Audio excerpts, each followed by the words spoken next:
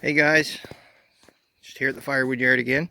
We're finally up and running again for this season. I'm just going to show you a video. Oh, we got all the trucks done. This is our 6-cord W900 Kenworth.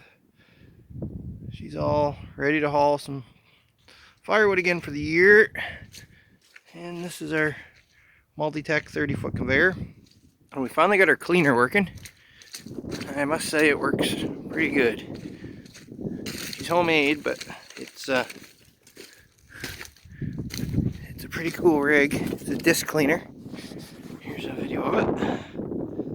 It's got 9 discs, 1.5 inch shafts.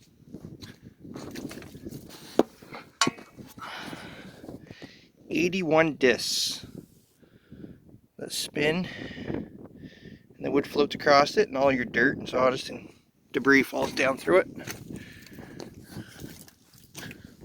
So the firewood comes out of the building here,